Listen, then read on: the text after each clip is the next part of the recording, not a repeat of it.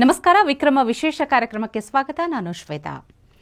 ಉತ್ತರ ಭಾರತದಲ್ಲಿ ಬಹಳ ಪ್ರಸಿದ್ಧಿಯಾಗಿರುವ ಕೋಟ್ಯಾಂತರ ಹಿಂದೂಗಳ ಪವಿತ್ರ ಯಾತ್ರೆಯಾಗಿರುವ ಕನ್ವರ್ ಯಾತ್ರೆ ಆರಂಭವಾಗಿದೆ. ಶಿವನ ಕೋಟ್ಯಾಂತರ ಭಕ್ತರು ಕಾವಡಿಗಳಲ್ಲಿ ಗಂಗಾಜಲವನ್ನು ಹೊತ್ತುಕೊಂಡು ನೂರಾರು ಕಿಲೋಮೀಟರ್ ದೂರದ ಯಾತ್ರಾ ಸ್ಥಳಗಳಿಗೆ ಹೊರಟಿದ್ದಾರೆ. ಕನ್ವರ್ ಯಾತ್ರೆಗೆ ಉತ್ತರ ಪ್ರದೇಶದ ಮೀರತ್ ವಲಯವು ಕೇಂದ್ರ ಬಿಂದುವಾಗಿರುವ ಕಾರಣ ಮುಖ್ಯಮಂತ್ರಿ ಯೋಗಿ ಆದಿತ್ಯನಾಥ್ ಅವರು ಯಾತ್ರಾರ್ಥಿಗಳಿಗೆ ಸಕಲ ಅವಕಾಶ ಮಾಡಿಕೊಟ್ಟಿದ್ದಾರೆ. ಹಾಗಾಗಿ ಕೋಟ್ಯಾಂತರ ಹಿಂದೂಗಳು ಯಾತ್ರೆ ಕೈಗೊಂಡರೂ ಸುಗಮವಾಗಿ ಯಾತ್ರೆ ನಡೀತಾ ಇದೆ.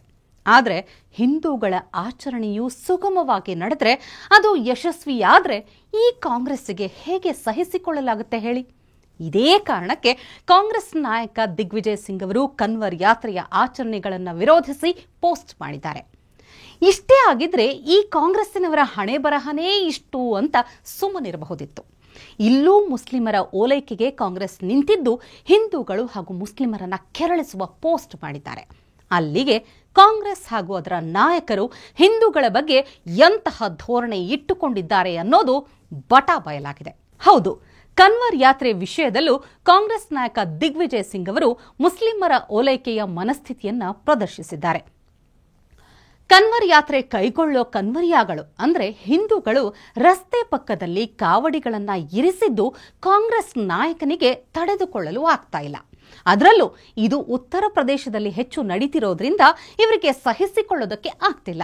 ಇದೇ ಕಾರಣಕ್ಕೆ ಮುಸ್ಲಿಮರು ರಸ್ತೆ ಮಧ್ಯೆ ನಮಾಜ್ ಮಾಡಿದ್ರೆ ಸುಮ್ಮನಿರೋ ಸರ್ಕಾರ ಕನ್ವರ್ ಯಾತ್ರೆಗಳಿಗೆ ಅನುಕೂಲ ಮಾಡಿಕೊಟ್ಟಿದೆ ಅಂತೆಲ್ಲ ಸೋಷಿಯಲ್ ಮೀಡಿಯಾದಲ್ಲಿ ಪುಂಗಿ ಊದಿದ್ದಾರೆ. ಆ ಮೂಲಕ ತಮ್ಮದು ಎಂಥ ಹಿಂದೂ ವಿರೋಧಿ ಮನಸ್ಥಿತಿ ಎಂಬುದನ್ನು ತೋರಿಸಿಕೊಟ್ಟಿದ್ದಾರೆ. ಈ ಮೊದಲೇ ಹೇಳಿದಂತೆ ಕನ್ವರ್ ಯಾತ್ರೆಯು ಹಿಂದೂಗಳ ಪವಿತ್ರ ಆಚರಣೆಯಾಗಿದೆ ಹಾಗೂ ಇದು ವರ್ಷಕ್ಕೊಮ್ಮೆ ನಡೆಯುವಂಥದ್ದು. ದಿಗ್ವಿಜಯ್ ಸಿಂಗ್ ಅವರ ವಾದವನ್ನ ನೋಡಿದ್ರೆ ಮುಸ್ಲಿಮರು ಪ್ರತಿದಿನ ರಸ್ತೆಗಳ ಮೇಲೆ ನಮಾಜ್ ಮಾಡೋದಕ್ಕೆ ಅವಕಾಶ ಮಾಡಿಕೊಡ್ಬೇಕು. ಮುಸ್ಲಿಮರು ಪ್ರತಿದಿನ 5 ಬಾರಿ ನಮಾಜ್ ಮಾಡ್ತಾರೆ.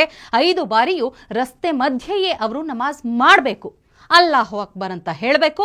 ಆದರೆ ವರ್ಷಕ್ಕೊಮ್ಮೆ ನಡೆಯೋ ಕನ್ವರ್ ಯಾತ್ರೆಯಲ್ಲಿ ಹಿಂದೂಗಳು ರಸ್ತೆ ಬದಿ ಯಾತ್ರೆ ಕೈಗೊಳ್ಳಬಾರ್ದು. ಟ್ರಾಫಿಕ್ಗೆ ತೊಂದರೆ ಆಗದಂತೆಯೂ ರಸ್ತೆ ಬದಿಯಲ್ಲಿ ಅವರು ಕಾವಡಿಗಳನ್ನು ಇಡಬಾರ್ದು. ಹಾಗೊಂದು ವೇಳೆ ಕನ್ವರ್ ಯಾತ್ರಿಕರು ರಸ್ತೆ ಬದಿ ನಡ್ಕೊಂಡು ಬಂದ್ರೆ ಈ ದಿಗ್ವಿಜಯ್ ಸಿಂಗ್ ಅವರಂಥವ್ರಿಗೆ ಹಿಪೋಕ್ರಸಿ ಆಗ್ಬಿಡುತ್ತೆ. ಮುಸ್ಲಿಮರನ್ನ ಓಲೈಸಿಕೊಳ್ಳೋದಕ್ಕೆ, ಅವರ ವೋಟ್ ಬ್ಯಾಂಕ್ ಭದ್ರಪಡಿಸಿಕೊಳ್ಳೋದಕ್ಕೆ ಕಾಂಗ್ರೆಸ್ ಎಂಥ ಕುತಂತ್ರ ಬುದ್ಧಿಯನ್ನ ಪ್ರದರ್ಶನ ಮಾಡುತ್ತೆ ನೋಡಿ ವೀಕ್ಷಕರೇ. ಕಾಂಗ್ರೆಸ್ ಮನಸ್ಥಿತಿಯನ್ನ ತಿಳಿಯೋ ಮೊದಲು ಕನ್ವರ್ ಯಾತ್ರೆ ಬಗ್ಗೆಯೂ ನಾವು ತಿಳ್ಕೋಬೇಕು, ಅದರ ಪ್ರಾಮುಖ್ಯತೆಯನ್ನ ಅರಿಬೇಕು. ಕನ್ವರ್ ಶಿವನ ಭಕ್ತರು ಕೈಗೊಳ್ಳುವ ವಾರ್ಷಿಕ ಯಾತ್ರೆಯಾಗಿದೆ. ಕನ್ವರಿಯಾಗಳು ಎಂದು ಕರೆಯಲಾಗುವ ಈ ಯಾತ್ರಿಗಳು ಕಾವಡಿಗಳಲ್ಲಿ ಗಂಗಾಜಲವನ್ನು ಹೊತ್ತುಕೊಂಡಿರುತ್ತಾರೆ. ಬರಿಗಾಲಿನಲ್ಲಿ ನಡೆಯುವ ಅವರು ನೂರಾರು ಕಿಲೋಮೀಟರ್ಗಳನ್ನು ಕ್ರಮಿಸುತ್ತಾರೆ. ಈ ಯಾತ್ರೆಯು ಗುಂಪಾಗಿ ಬಂದು ರಸ್ತೆ ಮಧ್ಯೆ ನಮಾಜ್ ಮಾಡೋ ರೀತಿ ಇರೋದಿಲ್ಲ. ಇದೊಂದು ಪ್ರಯಾಸಕರ ಪ್ರಯಾಣವಾಗಿದ್ದು, ಕೆಲವು ಕನ್ವರಿಯಾಗಳಂತೂ ಒಮ್ಮೆ ಕನ್ವರನ್ನು ಭುಜದ ಮೇಲೆ ಹೊತ್ತುಕೊಂಡು ಹೊರಟ ಬಳಿಕ ಎಲ್ಲಿಯೂ ನಿಲ್ಲುವುದಿಲ್ಲ. ಶಾಸ್ತ್ರದ ಪ್ರಕಾರ ಒಮ್ಮೆ ದೇವರ ಅಭಿಷೇಕಕ್ಕೆಂದು ಕಲಶದಲ್ಲಿ ಗಂಗಾಜಲವನ್ನ ತುಂಬಿಸಿ ಹೊರಟ ಬಳಿಕ ಅದು ಭೂಸ್ಪರ್ಶ ಆಗುವಂತಿಲ್ಲ, ಅತ್ತ ಮರದ ನೆರಳು ಬೀಳುವಂತಿಲ್ಲ. ಹಲವು ವರ್ಷಗಳ ತಯಾರಿಯ ಬಳಿಕ ಕನ್ವರಿಯಾಗಳು ಈ ಯಾತ್ರೆಯನ್ನ ನಡೆಸುತ್ತಾರೆ. ಕನ್ವರ್ ಯಾತ್ರೆ ಎಂದರೆ ಶಿವನ ಭಕ್ತರ ಭಕ್ತಿಯ ಪರಾಕಾಷ್ಠೆಯಾಗಿದೆ. ಹಿಂದೂಗಳ ಪವಿತ್ರ ಯಾತ್ರಾ ಸ್ಥಳಗಳಾದ ಹರಿದ್ವಾರ್, ಗೌಮುಖ್ ಮತ್ತು ಗಂಗೋಟ್ನ ಉತ್ತರ ಗಂಗೋರ್ಜಲ್ ಗಲ್ಪುರ್ ನದಿಯಲ್ಲೂ ಗಂಗಾ ನದಿಯಿಂದ ಸಂಗ್ರಹಿಸಿದ ಪವಿತ್ರ ನೀರನ್ನ ಲಕ್ಷಾಂತರ ಯಾತ್ರಿಕರು ಹೊತ್ತುಕೊಂಡು ನೂರಾರು ಮೈಲು ದೂರ ಇರುವ ಉಜ್ಜಯಿನಿ ಮಹಾಕಾಳೇಶ್ವರ ದೇವಸ್ಥಾನ, ಮೀರತ್ನ ಕಾಳಿಪಲ್ಟಾನ್ ದೇವಸ್ಥಾನ, ಗೋರಖ್ಪುರದ ಜಾರ್ಖಂಡಿ ಮಹಾದೇವ ದೇವಸ್ಥಾನ, ಕಾಶಿ ವಿಶ್ವನಾಥ ದೇವಾಲಯ ಸೇರಿದಂತೆ ವಿವಿಧ ದೇವಾಲಯಗಳಲ್ಲಿ ಅರ್ಪಿಸುತ್ತಾರೆ. ಉತ್ತರ ಪ್ರದೇಶವೊಂದರಲ್ಲೇ ಸುಮಾರು 6 ಕೋಟಿ ಭಕ್ತರು ಕನ್ವರ್ ಯಾತ್ರೆ ಕೈಗೊಳ್ತಾರೆ. ಇವರಲ್ಲಿ 70 ಲಕ್ಷ ಮಹಿಳೆಯರೂ ಇದ್ದಾರೆ. ಈ ಬಾರಿ ಜುಲೈ 11ರಂದು ಪ್ರಾರಂಭವಾಗಿದ್ದು ಜುಲೈ 23ರಂದು ಮುಕ್ತಾಯವಾಗುತ್ತೆ. ಈ ಯಾತ್ರೆ ಈಗ ಅದ್ದೂರಿಯಾಗಿ ಸಾಗ್ತಾ ಇದೆ. ಇದನ್ನ ಮನಗಂಡೆ ಕಾಂಗ್ರೆಸ್ ನಾಯಕರು ಹಿಂದೂಗಳ ಯಾತ್ರೆಗೆ ಅಡ್ಡಿಪಡಿಸುತ್ತಿದ್ದಾರೆ, ಕುಹಕದ ಮಾತುಗಳನ್ನು ಆಡ್ತಿದ್ದಾರೆ. ಹಾಗಂತ ಕನ್ವರ್ ಯಾತ್ರೆ ಬಗ್ಗೆ ಕೆಟ್ಟದಾಗಿ ಕಮೆಂಟ್ ಮಾಡೋದು, ಹಿಂದೂಗಳು ಹಾಗೂ ಮುಸ್ಲಿಮರ ಮಧ್ಯೆ ತಂದಿಟ್ಟು ತಮಾಷೆ ನೋಡೋದು ಇದೇ ಮೊದಲಲ್ಲ, ಇದೇ ಕೊನೆನೂ ಅಲ್ಲ ಬಿಡಿ. ಇನ್ನೂ ಕೆಲ ಮುಸ್ಲಿಂ ಮೂಲಭೂತವಾದಿಗಳು ಕೂಡ ಕನ್ವರ್ ಯಾತ್ರೆ ಮಧ್ಯೆ ಕಡ್ಡಿ ಅಲ್ಲಾಡಿಸ್ತಾರೆ. ಕನ್ವರ್ ಯಾತ್ರೆಯಲ್ಲಿ ಹೆಸರು ಬದಲಾಯಿಸಿಕೊಂಡು ಸುಳ್ಳು ಹೇಳಿ ಯಾತ್ರಾರ್ಥಿಗಳಿಗೆ ವಂಚನೆ ಮಾಡುತ್ತಿದ್ದಾರೆ. ಹಿಂದೂ ವ್ಯಾಪಾರಿಗಳ ಸೋಗಿನಲ್ಲಿ ಇವರು ಕುತಂತ್ರ ಮಾಡ್ತಾರೆ. ಮುಸ್ಲಿಂ ವ್ಯಾಪಾರಿಗಳು ತಿನಿಸು ವಿಚಾರದಲ್ಲೂ ಮೋಸ ಆಗುತ್ತಿದೆ ಎಂಬ ದೂರು ಕೇಳಿಬಂದ ಹಿನ್ನೆಲೆಯಲ್ಲಿ ಉತ್ತರ ಪ್ರದೇಶ ಸರ್ಕಾರ ಈ ಯಾತ್ರೆಯ ಹಾದಿಯಲ್ಲಿ ವ್ಯಾಪಾರ ಮಾಡುವ ಅಂಗಡಿ ಮಾಲೀಕರು ತಮ್ಮ ಹೆಸರನ್ನ ಹಾಕಬೇಕು ಅಂತ ಆದೇಶ ನೀಡಿತ್ತು. ಇದರ ಬಗ್ಗೆಯೂ ಕಾಂಗ್ರೆಸ್ ಸೇರಿ ಹಲವು ಪಕ್ಷಗಳು ಆಕ್ಷೇಪ ಎತ್ತಿದವೇ ಹೊರತು ಕುತಂತ್ರಿ ಮೂಲಭೂತವಾದಿಗಳ ಬಗ್ಗೆ ಮಾತಾಡಲೇ ಇಲ್ಲ.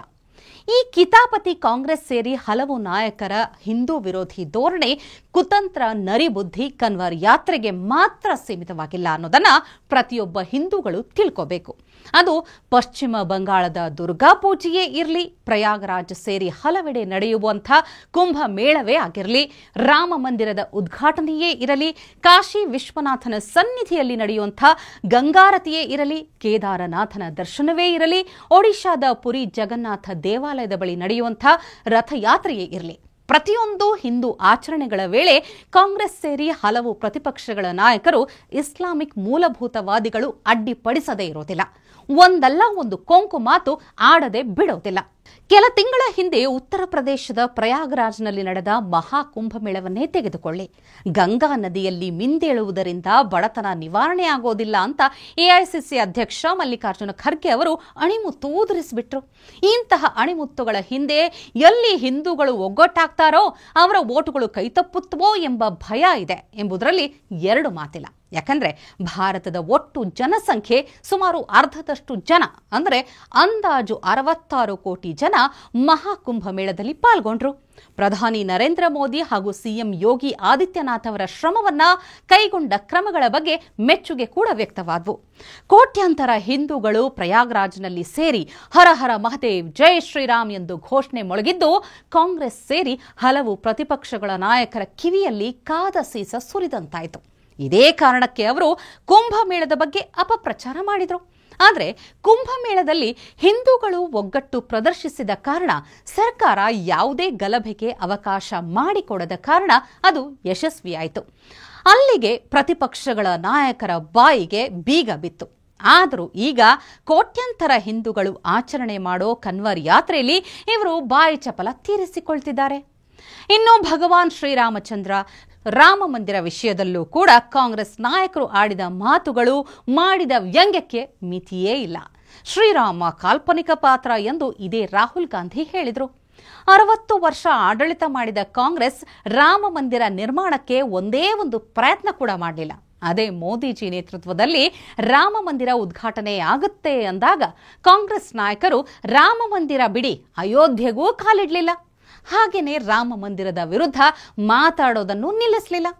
ಹೀಗೆ ಪ್ರತಿ ಬಾರಿಯೂ ಹಿಂದೂ ಧರ್ಮವನ್ನ, ಧರ್ಮೀಯರನ್ನ, ಸನಾತನಿಗಳ ಆಚರಣೆಯನ್ನ ಅವಹೇಳನ ಮಾಡುವ ಕಾರಣಕ್ಕಾಗಿ ಕಾಂಗ್ರೆಸ್ ಈಗ ಪ್ರತಿಪಕ್ಷ ಸ್ಥಾನದಲ್ಲಿ ಕೂತಿದೆ. ಹಿಂದೂಗಳ ಒಗ್ಗಟ್ಟಿನಿಂದಾಗಿ ಕಾಂಗ್ರೆಸ್ ಈಗ ಮೂಲೆ ಗುಂಪಾಗಿದೆ. ಇಷ್ಟಾದರೂ ಪಾಠ ಕಲಿಯದ ಇವರು ಈಗಲೂ ಹಿಂದೂ ವಿರೋಧಿ ಮನಸ್ಥಿತಿಯನ್ನ ಪ್ರದರ್ಶಿಸುತ್ತಲೇ ಬಂದಿದ್ದಾರೆ. ಕನ್ವರ್ ಯಾತ್ರೆಯೇ ಇದಕ್ಕೆ ಸ್ಪಷ್ಟ ನಿದರ್ಶನವಾಗಿದೆ. ಆದರೆ ಇಂಥವರ ಕುತಂತ್ರ, ತಂದಿಟ್ಟು ತಮಾಷೆ ನೋಡುವ ಮಾತುಗಳಿಗೆ ಕಿವಿಗೊಡದೆ ಹಿಂದೂಗಳು ಒಗ್ಗಟ್ಟಾಗಿದ್ದಾರೆ. ಪ್ರತಿಯೊಂದು ಆಚರಣೆಗಳನ್ನು ಅದ್ಧೂರಿಯಾಗಿ ಮಾಡ್ತಿದ್ದಾರೆ. ಧರ್ಮವನ್ನ ನಾವು ಉಳಿಸಿದರೆ ಧರ್ಮವು ನಮ್ಮನ್ನ ಉಳಿಸುತ್ತದೆ ಎಂಬುದೇ ಹಿಂದೂಗಳ ಮೂಲ ಮಂತ್ರ ಆಗಿದೆ. ಹಾಗಾಗಿ ದಿಗ್ವಿಜಯ್ ಸಿಂಗ್ ಅವರಂಥ ಕಾಂಗ್ರೆಸ್ ನಾಯಕರು ಏನೇ ಕುತಂತ್ರ ಮಾಡಿದ್ರೂ ಅದು ಸಕ್ಸಸ್ ಅಂತೂ ಆಗೋದೇ ಇಲ್ಲ. ಟಿವಿ ವಿಕ್ರಮ, ದೇಶ ನಿಮ್ಮ ಕೈಯಲ್ಲಿ. ಈ ಕಾರ್ಯಕ್ರಮ ನಿಮಗೆ ಇಷ್ಟ ಆಗಿದ್ದಲ್ಲಿ ಲೈಕ್, ಶೇರ್ ಹಾಗೂ ಕಮೆಂಟ್ ಮಾಡಿ. ಟಿವಿ ವಿಕ್ರಮದ ಕಾರ್ಯಕ್ರಮಗಳನ್ನು ನಿರಂತರವಾಗಿ ವೀಕ್ಷಿಸಲು ಸಬ್ಸ್ಕ್ರೈಬ್ ಮಾಡಿ, ಬೆಲ್ ಐಕನ್ ಒತ್ತಿ.